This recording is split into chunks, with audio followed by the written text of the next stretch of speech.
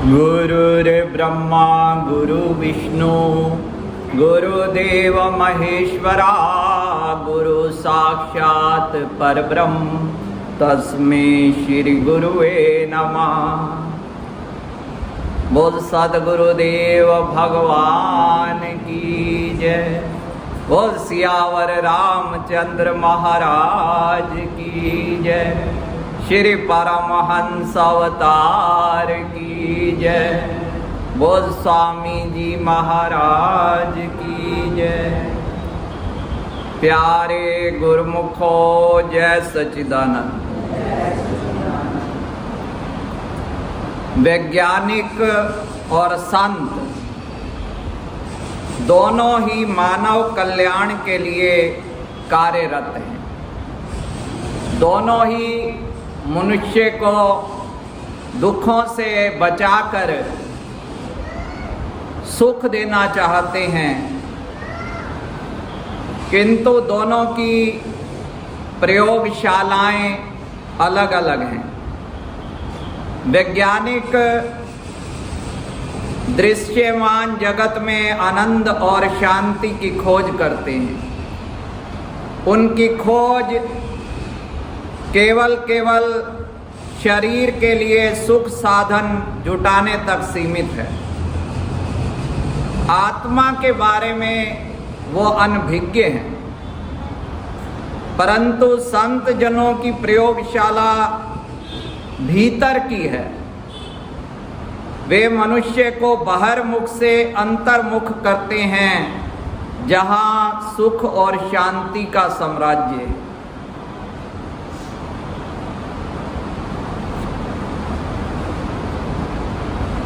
जैसे वैज्ञानिक रिसर्च करते हैं, शोध करते हैं, ऐसे ही महापुरुषों ने भी शोध किया है और फरमाया है, शोधत शोध शोधत शोधत शोध तत् विचार्या नाम बिना सुख नाही सर पर हार्या। जब तक कि सुरती को शब्द से नहीं मिलाएगा, कितने भी साधन इकट्ठे कर ले, पर शांति और सच्चा आनंद कदापि प्राप्त नहीं कर सकता। साधनों को बढ़ाओ, पर साथ साथ में साधना भी, दोनों का बैलेंस बना रहे। जैसे शरीर का भी महत्व है और आत्मा का भी। विज्ञान ने एक लंबा मार्ग तय किया, शारीरिक सुख साधन जुटाने में काफी सफलता प्राप्त की, परंतु उसे मानसिक शांति देने में वो असमर्थ है। मानसिक शांति की प्राप्ति के लिए अध्यात्म की शरण में जाना ही पड़ेगा।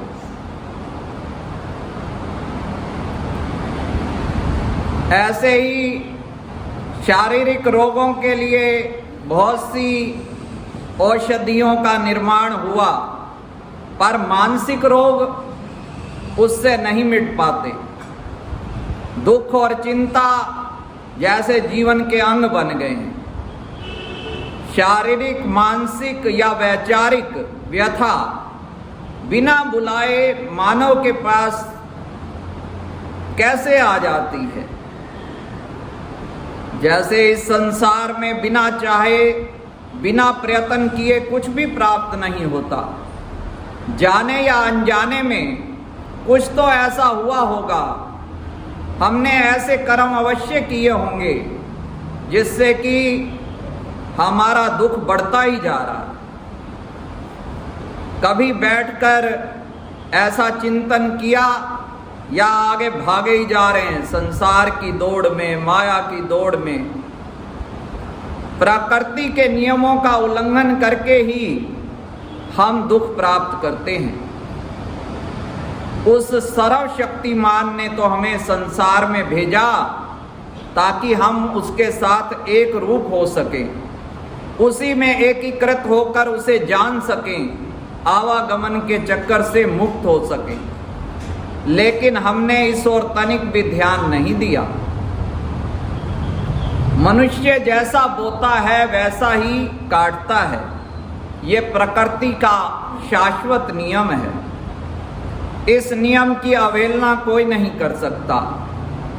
जो अपना हाथ स्वयं आग में डाल ले और फिर चिल्लाए कि मुझे क्यों जला रहे हो, परमात्मा पर, काल पर, ईश्वर पर मिथ्या दोष लगाए तो उसे कौन समझाए। यही नियम मन के क्षेत्र में भी लागू होता है।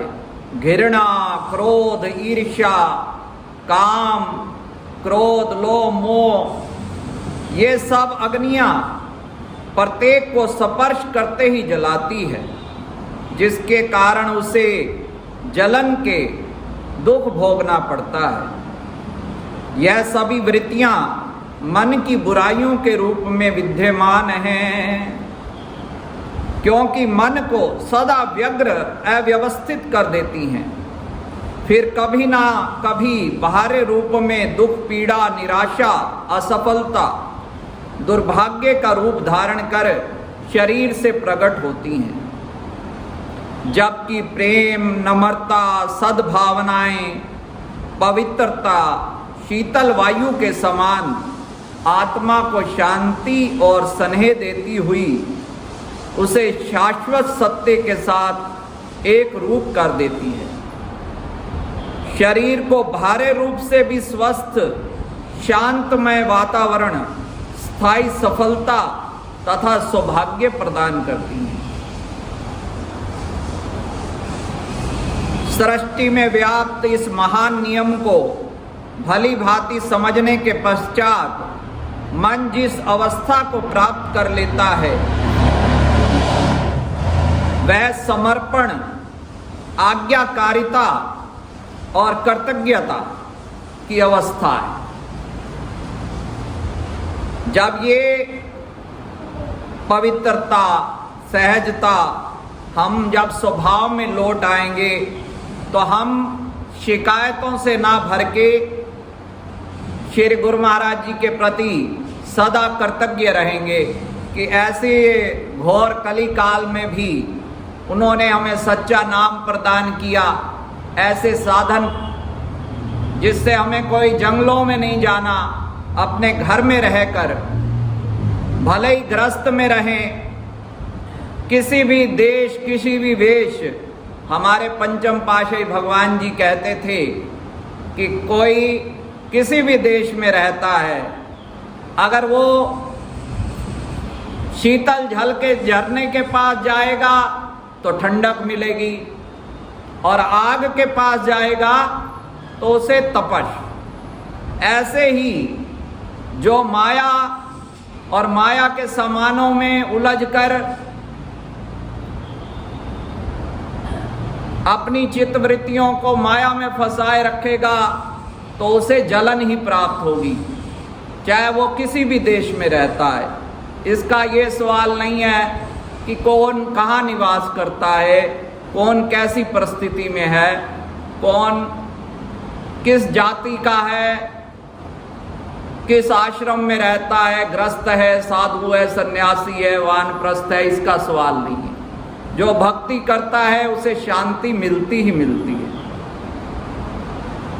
जो मालिक की मौज के अनुसार नहीं चलते, इंद्रियों के दास बनकर रह जाते हैं, लापरवाह हो जाते हैं और अपना जो वास्तविक कर्तव्य है उसकी पालना नहीं करते, तो वो दुखी बने रहते हैं। वैज्ञानिकों ने हमारे शरीर को तो सुख प्रदान किया, किंतु आत्मिक रूप से वैज्ञानिकों ने हमारे लिए कोई भी कर्म करने में वो अक्षम हैं। जब वो जानते ही नहीं जिस क्षेत्र में, तो वो हमें आत्मा की खोज कैसे करवा सकते हैं। संत मत या संत मार्ग ही इन सभी समस्याओं व्याधियों का एकमात्र समाधान है। ये आत्मज्ञान है जो हमें जीने की कला सिखाता है। संतों का दर्शन है जिन्होंने स्वयं जीवन की समस्याओं पर प्रभुत्व प्राप्त कर लिया, वही दूसरे के जीवन को सुखी बनाने और मानसिक शांति प्राप्त कराने के मार्ग में निर्देश करने में समर्थ हैं।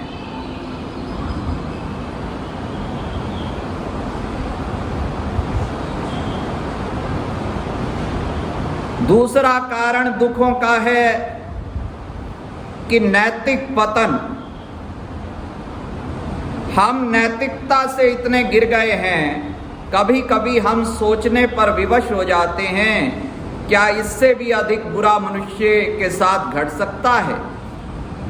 पारस्परिक प्रेम, बड़ों के प्रति सम्मान, छोटों के प्रति दया, गुरुजनों के प्रति आदर, ये सभी नियम भुला दिए गए हैं जो नैतिकता के आवश्यक अंग हैं। फिर हम दुखी हैं तो इसमें आश्चर्य क्या। अमीर तथा गरीब, पुरुष, स्त्री, युवा, वृद्ध, किसी से भी यदि पूछा जाए क्या वह अपनी वर्तमान परिस्थितियों से खुश है, क्या वह अपने भाग्य से संतुष्ट है, तो आपको जानकर आश्चर्य होगा कि प्रत्येक के पास कहने के लिए अपने दुखों की एक लंबी कहानी है। क्योंकि संतोष का स्थान लालच ने, प्रेम का स्थान घृणा ने, स्नेह का स्थान कलह ने, करुणा का स्थान क्रूरता ने ले लिया। यह सब आत्मा के प्रति अज्ञानता के कारण हैं। विज्ञान अगर हाथ पांव है तो अध्यात्म सही दिशा दिखाने वाली आंखें। एक गांव में एक लंगड़ा और एक अंधा व्यक्ति रहते थे। एक बार गांव में भीषण आग लगी, सब गांव से बाहर भागे। अंधे ने लंगड़े व्यक्ति को कांधे पर उठा लिया। लंगड़ा निर्देश देता रहा और आपसी सहयोग से वे गांव के संकट से बाहर आ गए। सबका अपना अपना महत्व है, विज्ञान का भी अपना है, अध्यात्म का भी अपना है, साधु का अपना महत्व है, गृहस्थी का अपना महत्व है। सबके सहयोग से ही सारे काम चलते हैं, चाहे घर बार हो, व्यापार हो, दरबार हो।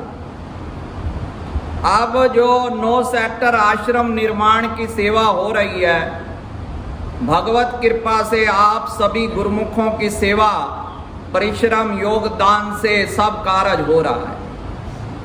कुटिया वाले तो तन मन लगा सकते हैं और जो गृहस्थी गुरुमुख हैं वो धन से, इस प्रकार आपसी सहयोग से सारा काम पूर्ण हो जाएगा। श्री गुरु महाराज जी के चरणों में अभी बेनती की,